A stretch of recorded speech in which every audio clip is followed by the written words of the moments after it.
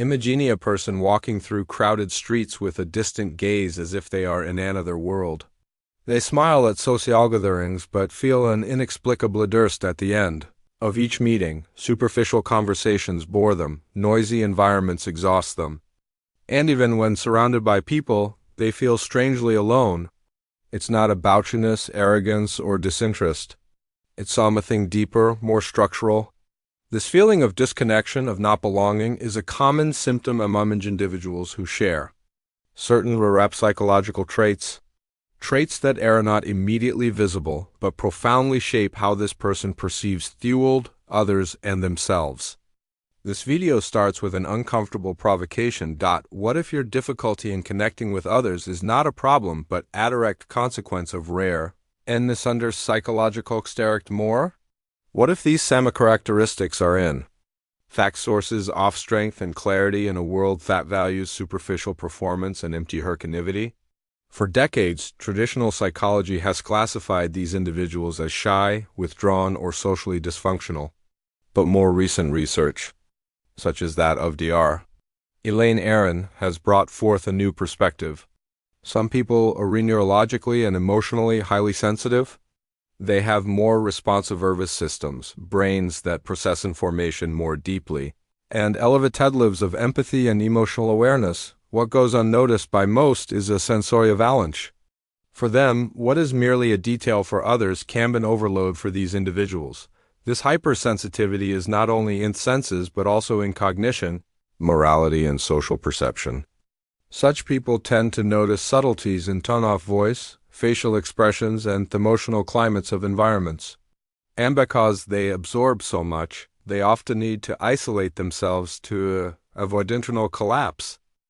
Hence the withdrawal, not out of a lack of desire for connection, but out of a need for protection, a psychological mechanism that ensures mental survival. However, the modern world, noisy, fast, and increasingly appearance-driven, is not kin to those living in this heightened state of awareness.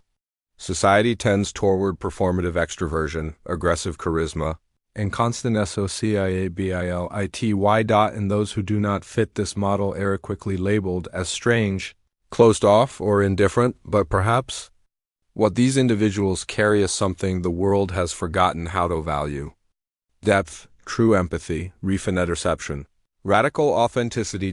This video is a dive into this universe. We will explore 7 rare psychological traits that, according to contemporary studies and theories, are strongly associated with the feeling of social disconnection. It is not about pathologizing behaviors, but about illuminating heuristic that need to be understood with maturity, and above all offering a new narrative for all those who in silence feel that they do not belong. If you have ever wondered why you feel out of place even among loved ones, why social fatigue seems chronic, or why you long for deeper and more genuine connections, perhaps this video is exactly what you needed to hear, because maybe you're not alone. Maybe you are just part of a silent minority that sees the world with more intensity than it can bear. Behind the silence of those who feel disconnected often lies a story marked by misunderstanding. From a very early age, these individuals, hugely sensitive, intense, and introspective, were taught directly or indirectly that there was something wrong with them. Phrases like "you think too much," "don't take everything so seriously," or "stop being so dramatic" are more than mere comments. They are small emotional aggressions that repeat throughout childhood, transform into an invisible trauma. A trauma that leaves no physical scars but deeply shapes identity and social behavior. Dr. Elaine N, in her work, The Highly Sensitive Person, describes how individuals with high neurological sensitivity tend to register childhood events with amplified intensity. For these people, situations that would be fleeting for others, such as criticism, a change of environment, or family conflict, are experienced as deeply significant events.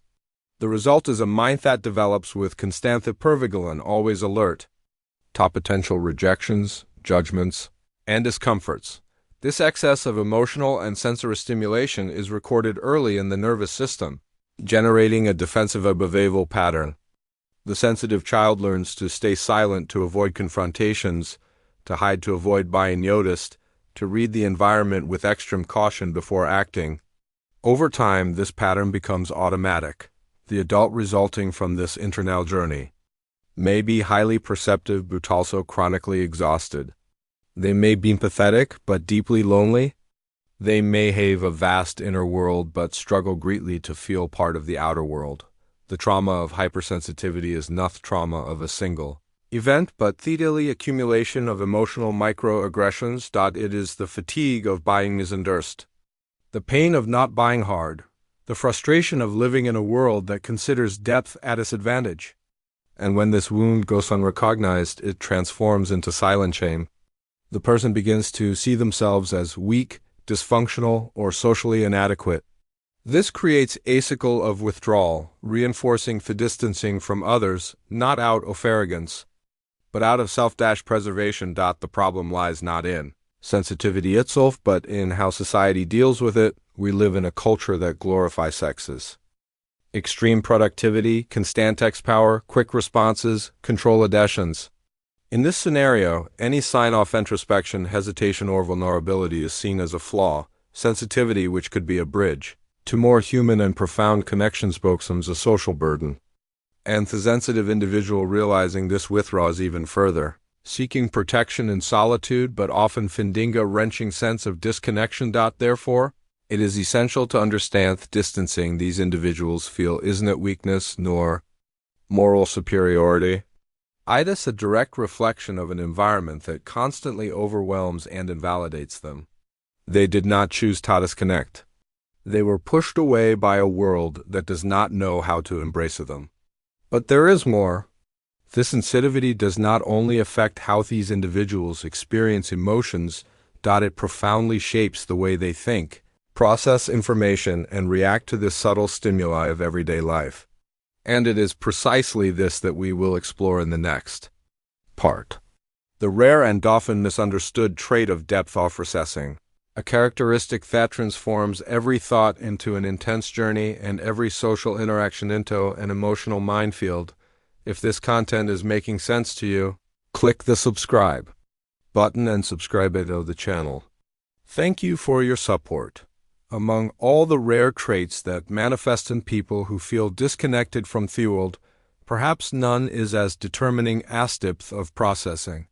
A powerful yet exhausting cognitive mechanism that transforms every experience into an almost infinite sequence of reflections, analyses, and meanings.